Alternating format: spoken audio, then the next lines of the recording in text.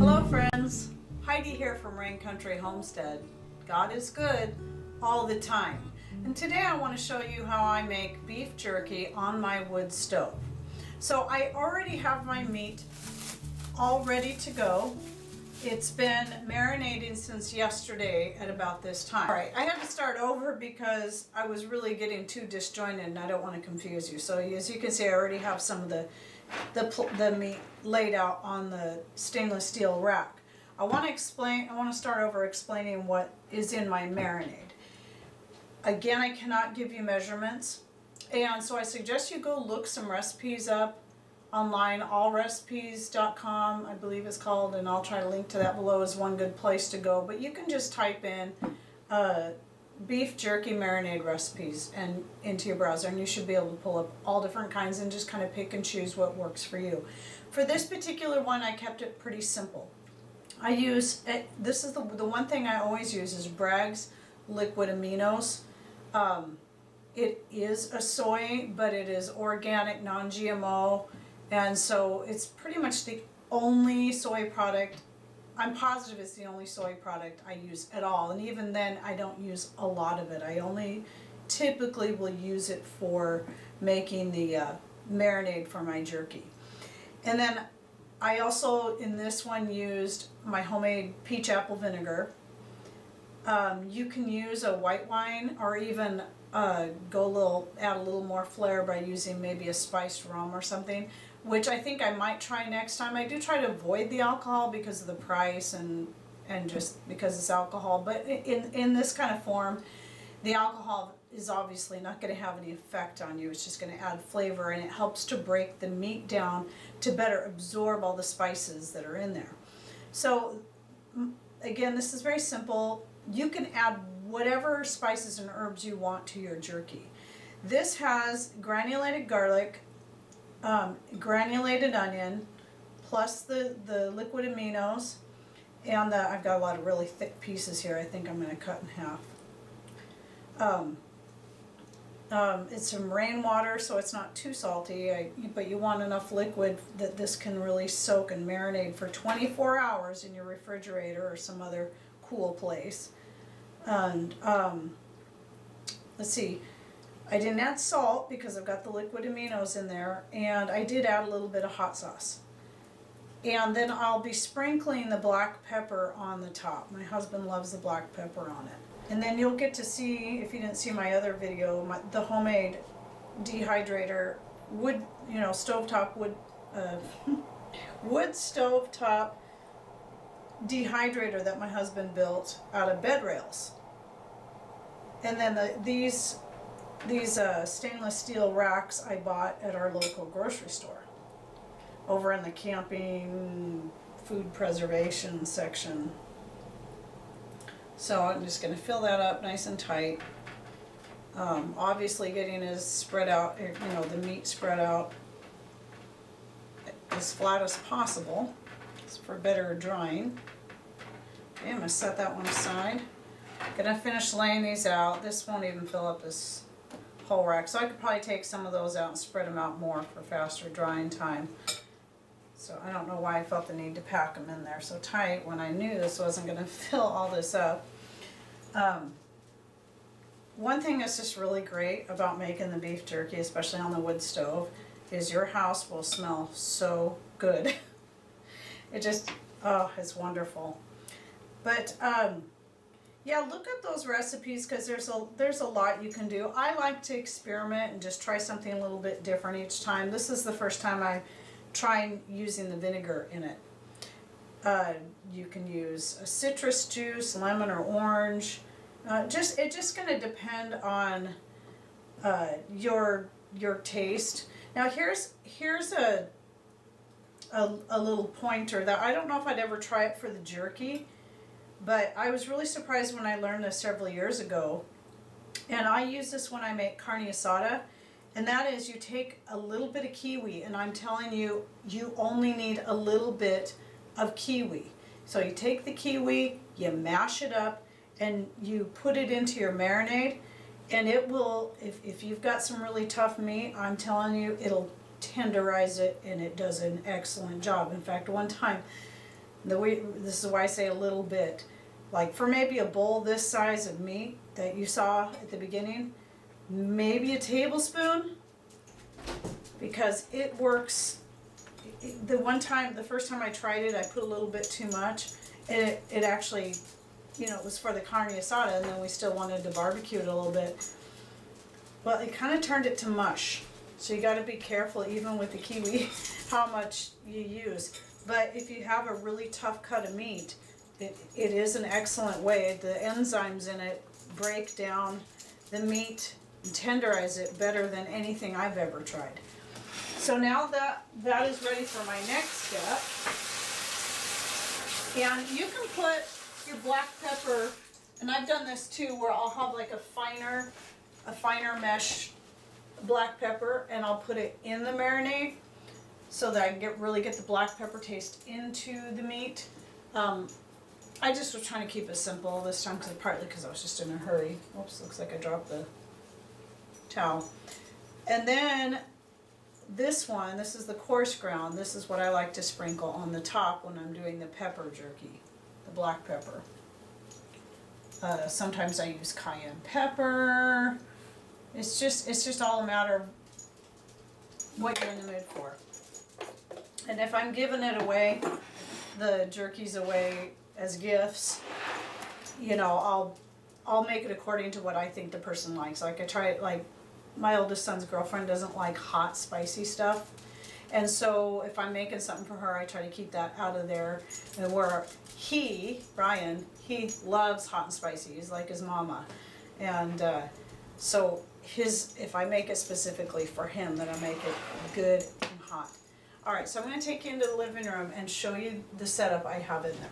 All right, so this lighting may look a little bit different than the other day because my husband took the frame down, and so I had to come up with another way to hang the light because I don't want to try to mess around setting up that frame myself.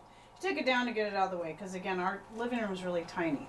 So here's one of my racks. I have 4 levels here, and obviously on the top I have my pan full of some more wheat berries that I soaked yesterday, and now I'm drying.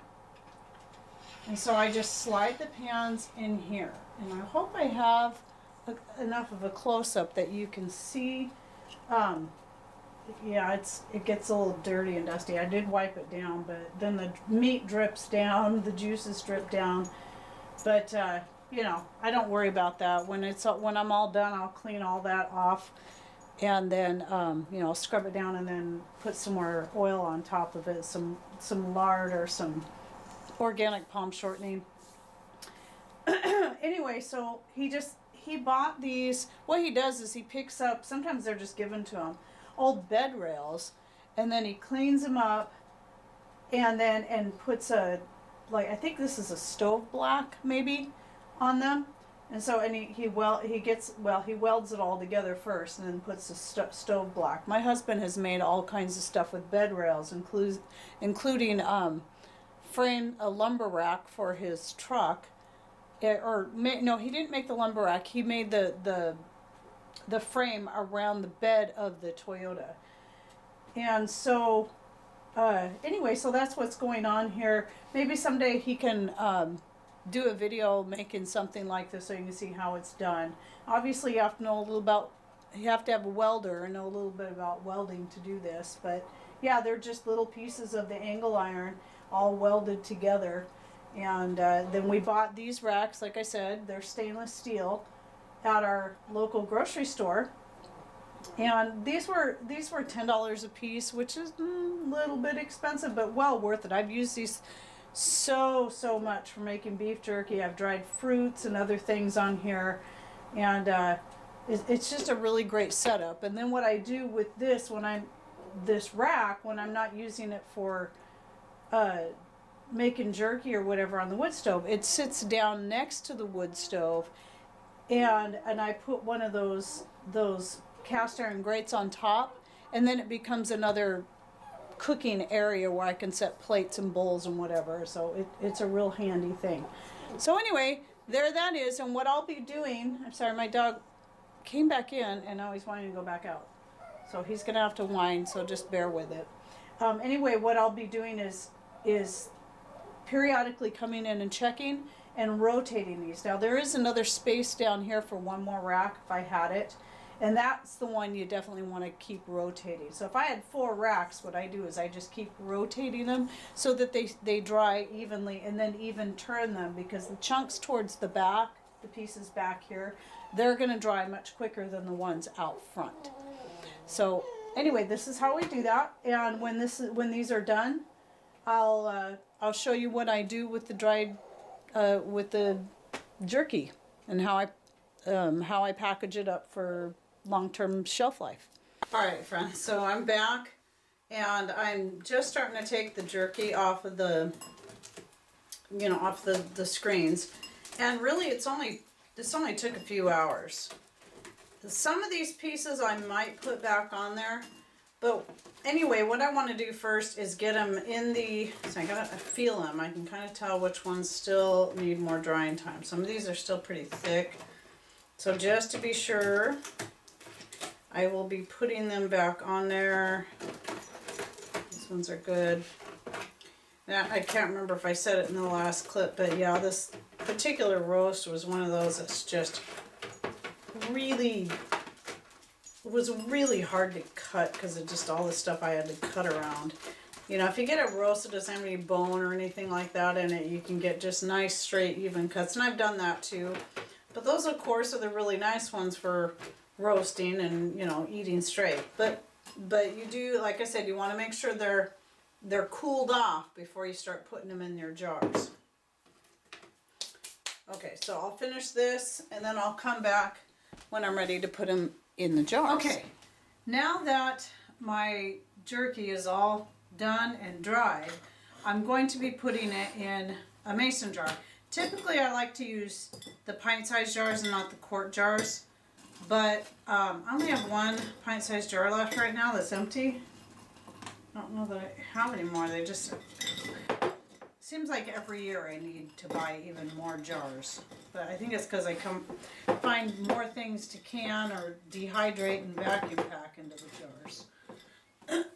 So anyway, I'm just going to pack this really tight, get as much in there, and whatever's left over we'll probably just snack on because we can. Or I'll send it in Patrick's lunch tomorrow, some of it. So, and I could start another quart jar because I do have more. I have another roast already thawing out because I got to get my freezer freed up. But I have another roast thawing out, and I'm going to start marinating, cutting that up and marinating that one tomorrow. And the next day making jerky out of that. So it's a pretty easy process. I think the part I hate the most is the cutting up the roast, especially these ones I'm cutting up because of all the cruddy pieces I have to work around. But here, I'll bring a piece close to the camera. Bring this so you can see it up close.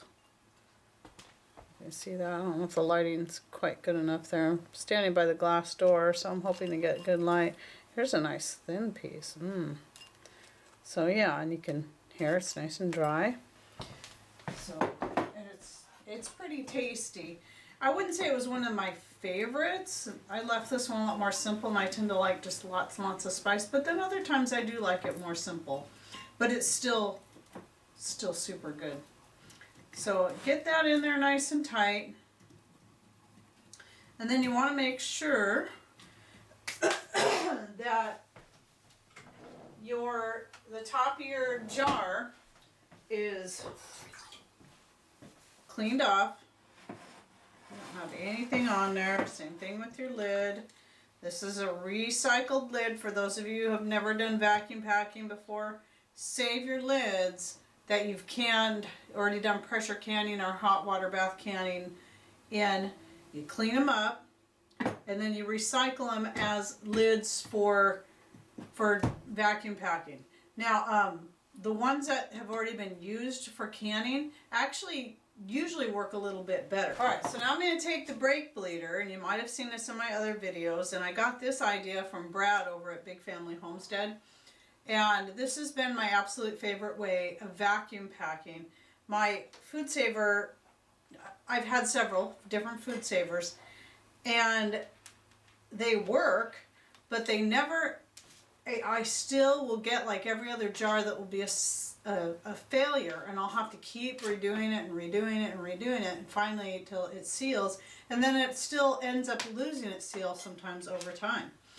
So this has worked better than the Food Saver by far. And so if you're not into, if you don't need a Food Saver for, you know, vacuum packing into the bags and sealing and put it in the freezer, don't buy it just for vacuum packing jars. You can pay a lot less money, 1/3 to 1/4 of the price, buying one of these, and it works better. So what else you do need is one of these. And these come in both sizes. This is the wide mouth. That's what I'm using. I do have both sizes. This is just the size I use the most. You gotta push that down there. This is Food Saver brand. You can find it on Amazon. And I will post a link to both of these things below. And if I forget, just remind me in a comment. I've got a tip on there. Stick this in there. Pump this up to 15. You gotta hold it in there. It's not like with the Food Saver where it stays in there. You have to actually hold this in there. And you just pump it. Gets up there. Pull it out. And then you have a nice vacuum sealed jar. And these will keep for a very long time. I've had some for 2 years that when those are the ones I used the vacuum seal on, and it sealed good, or the Food Saver, and they were still good. Okay, so once it's dried really well, cooled off good, and you stick it in your jar, don't stick it off until it's fully cooled off though. And then vacuum seal it in there, and I know for sure it will sit. It can sit on your shelf for at least 2 years, and I would guess way longer than that. And just for safety measure, I go ahead and put that band on there nice and tight just to hold it on there. So there you go. That's how you make jerky. And then maybe one of these days, because I have to do a lot, maybe I'll try a different recipe and explain how I do that. So, okay. So there you have it. There's a homemade beef jerky. It's really easy to do. It just takes a while to let it dry, and didn't use any power to do any of this, any public power. Just the wood stove and little elbow grease cutting that meat up. So anyway, thanks for watching. Take care and God bless.